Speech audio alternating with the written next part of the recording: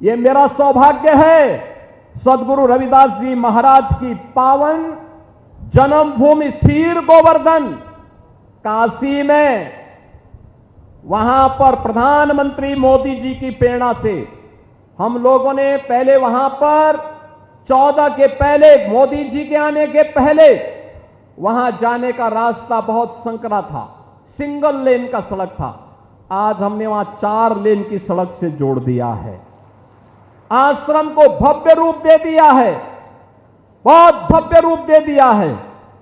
और आश्रम को भव्य रूप देने के साथ साथ सदगुरु रविदास जी महाराज की भव्य प्रतिमा स्थापना के साथ साथ अन्न क्षेत्र का निर्माण और रविदास जी महाराज के नाम पर सैकड़ों बीघा लैंड जमीन को खरीद करके वहां पर सदगुरु रविदास जी महाराज का के नाम का पार्क और उनकी एक भव्य प्रतिमा की स्थापना का काम भी वहां पर आज मोदी जी की प्रेरणा से संपन्न हो चुका है।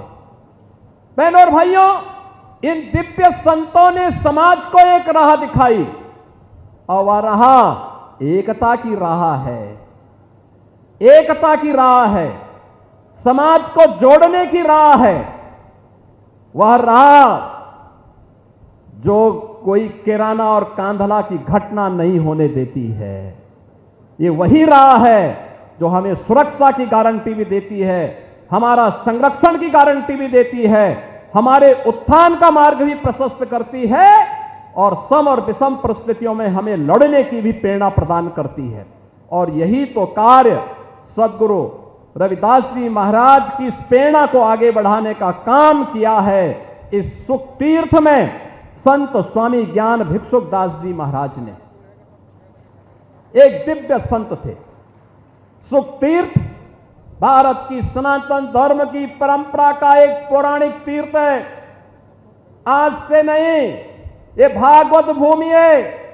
5000 वर्ष पहले सुखदेव जी महाराज ने राजा परीक्षित को पहली भागवत की कथा इसी धाम पे सुना करके उन्हें मुक्ति का मार्ग प्रशस्त करने के लिए जीवन में भक्ति का, ज्ञान का और मुक्ति का क्या महत्व हो सकता है, इसकी प्रेरणा इसी पावन धाम में करवाया था।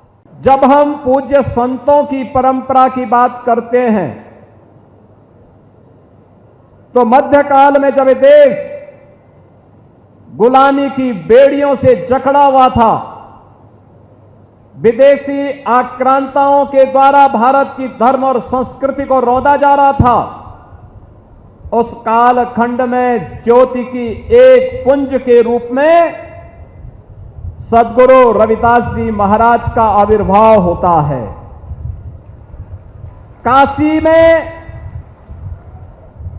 जो भारत की सनातन धर्म की प्राचीन नगरी है, उस काशी में क्षीर गोवर्धन में सदगुरु रविदास जी महाराज का आविर्भाव होना और उन्होंने अपने कर्म साधना के माध्यम से जो एक प्रेरणा वहां से दी, वह आज भी पूरे देश के लिए, हर श्रद्धालु जन के लिए एक मार्गदर्शक के रूप में काम करती है।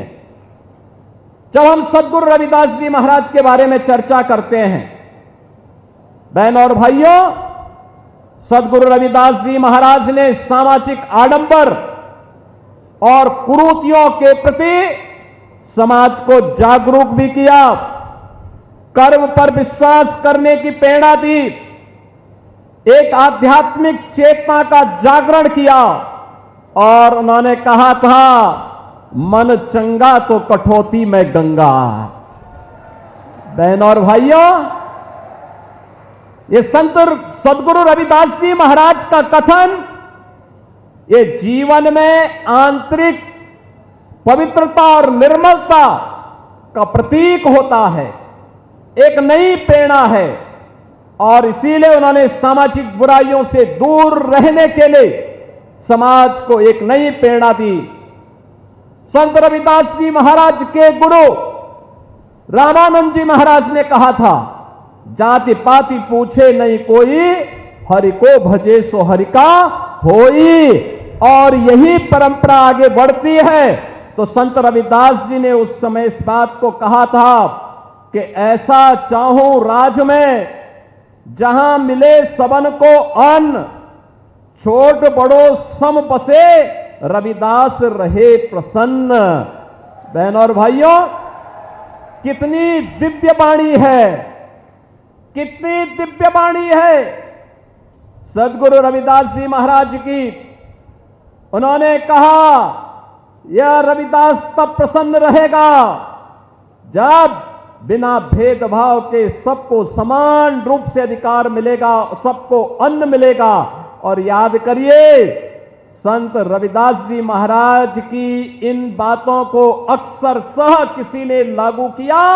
भारत के प्रधानमंत्री मोदी जी ने प्रधानमंत्री गरीब कल्याण अन्न योजना के माध्यम से भारत के 81 करोड़ लोगों को 81 करोड़ लोगों को कोरोना जैसी महामारी से लेकर के अब तक लगातार अन्न का वितरण कराया जा रहा है।